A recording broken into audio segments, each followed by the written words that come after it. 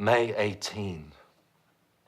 You know, I didn't write yesterday because I had a wonderful experience.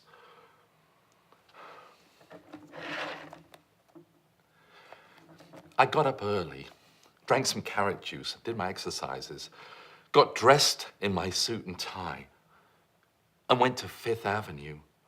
I walked around, did a little window shopping, got in a long discussion with the clerk about whether a Patek Philippe or a Rolex is the best investment.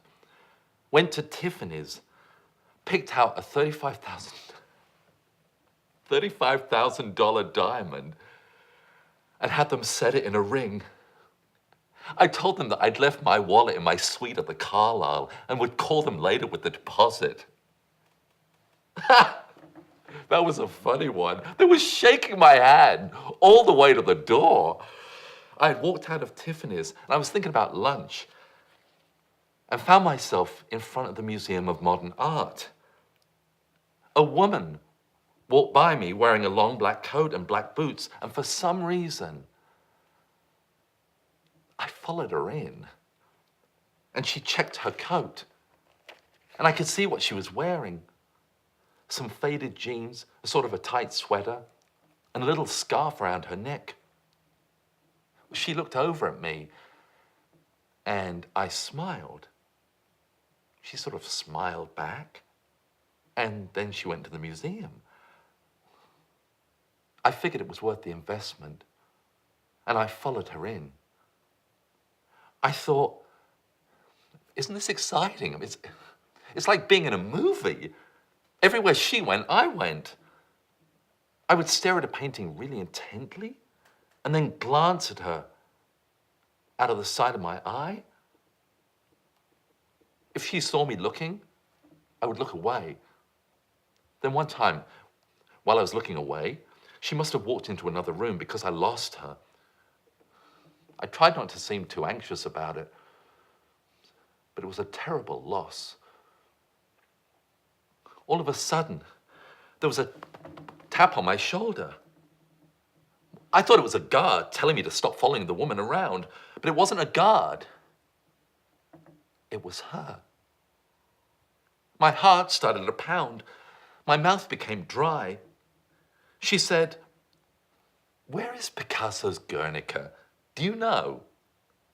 And I said, "It's not here." And she said, "No." And I said, "I think it's gone." She said, "Oh, that's right. I forgot." And she smiled at me and looked into my eyes. And I looked into her eyes. Then she said, "You're so knowledgeable about art. Do you come to the museum often?"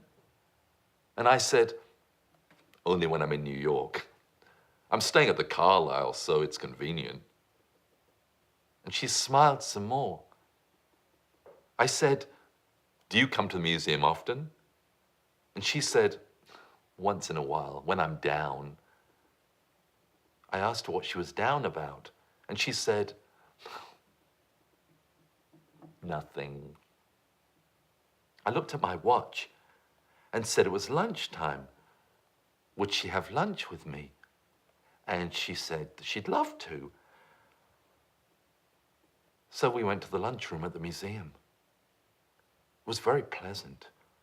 We talked about the Carlisle, about her job. She's a designer at an ad agency, about exercise, about my job at CBS News and my friendship with Dan Rather. The whole time we were talking, I realized I could look at her all I wanted. She was pretty, in an over 30 way. Her eyes seemed a little tired, but bright still. She had little hair on her upper lip, but that was compensated by the large size of her breasts. Her hair had some sort of bleach or lightener in it, and she was wearing a pin that looked like a salamander, all covered with diamonds. Her fingertips were perfectly manicured. Along with lunch, she had a white wine, and after lunch, She had a cigarette. I could tell by the way she sucked on the cigarette that she was very horny. I mean, why else would she be in the museum in the first place?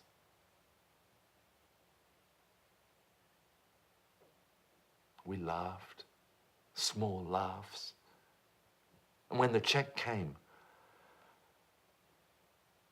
I pretended to have forgotten my wallet. She seemed a little flustered, but paid the check anyway. When we left, I asked her if she'd ever been to the Carlisle. She said no. And we took a walk up Madison Avenue to see it. Outside the building, I insisted on paying her back for the meal. I said my wallet was right up in my room. Let's go up.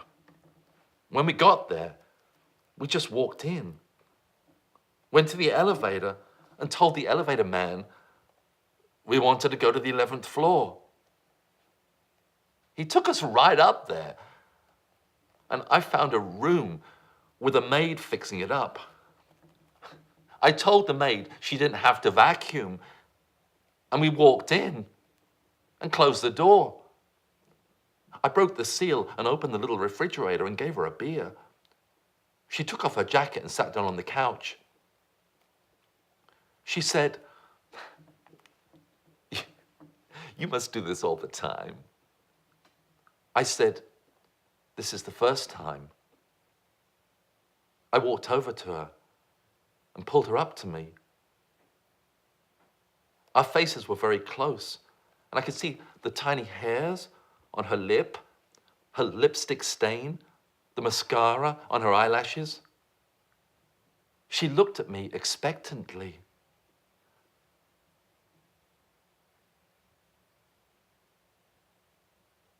I looked into her eyes and told her to go into the bedroom. I said I had to call my office and I would be right in. She went into the bedroom. I watched her as she started to undress. She seemed uncertain. I smiled at her and she kept going. I closed the door.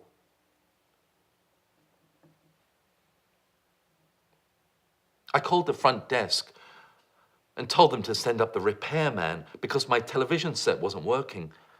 I told them I had to go out for an hour and I wanted it fixed by the time I got back. I left.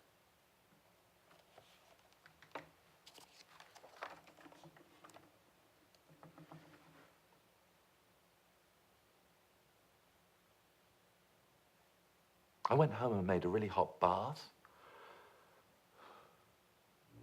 I thought about the woman and the TV repairman coming in. I got out a can of shave cream, covered my whole body with cream. Then I jumped into the hot tub of water and fell asleep.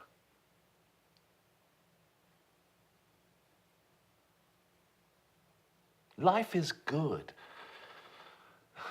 if you're willing to work at it.